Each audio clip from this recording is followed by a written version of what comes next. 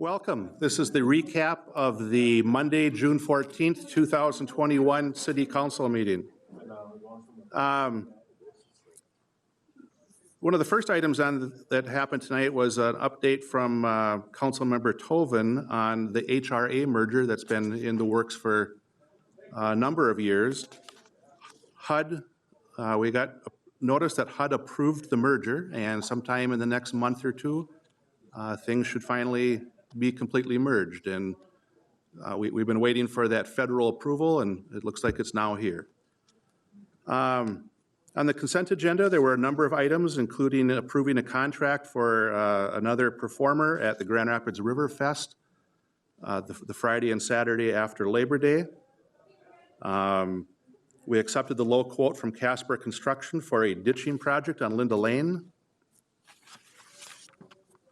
We did some hiring tonight. We appointed Amanda Watkins to the position of Public Services Clerk 1 at the Grand Rapids Area Library, and we'd like to welcome Amanda on board. And we also appointed Sean Graber and Lance Kuschel to the positions of Rental Inspector Firefighter with the Grand Rapids Fire Department. Those are positions that we approved the job postings for and job descriptions. And that's something that's been in the work for a couple of years, and now we actually have faces to names of who's going to be doing that, and we look forward to their coming on board.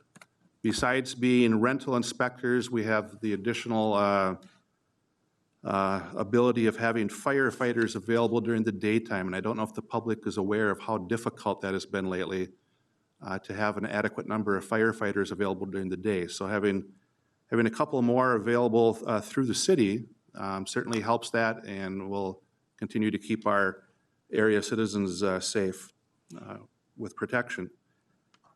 We then moved on to approve a revised resolution for a grant application to the US EDA. This is for the Grand Rapids Cohasset Industrial Park Infrastructure Project. We have been working on this again for years. Many of our viewers will know that Ainsworth, I believe the year was 2006 when it closed up, and we've been trying to get that site back on the tax rolls and operating with jobs. And the belief is that there's a lot of good things that are available with that site. There's electricity, there's natural gas, there's a rail hub. But what it doesn't have is water and sewer. And it looks like we're going to have to, the owner wants to market it as a multi-tenant site, and so having those things out there will help. We do have a grant in. That's what this was, is to revise the grant to a 50% match by the US EDA for this project.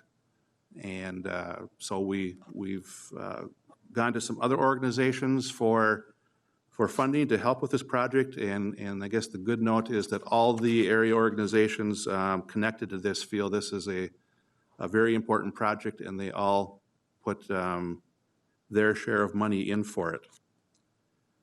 One of the things the viewers might be interested in is tonight we approved a cooperative construction agreement with Itasca County for 5th Street North sometime this week, or the very latest by next week, but possibly this week.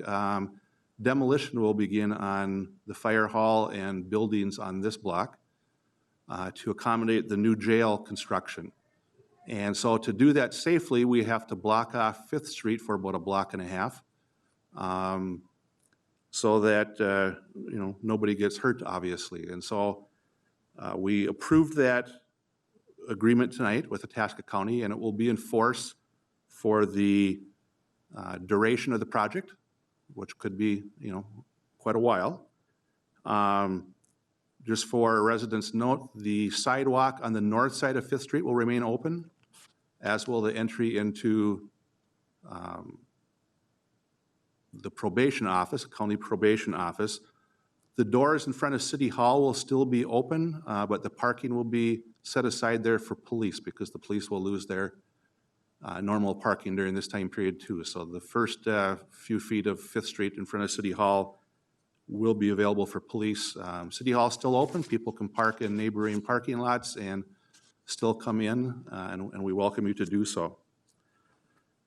Finally, we adopted a resolution awarding the sale of about $6.255 million worth of general obligation bonds that we have discussed at previous meetings.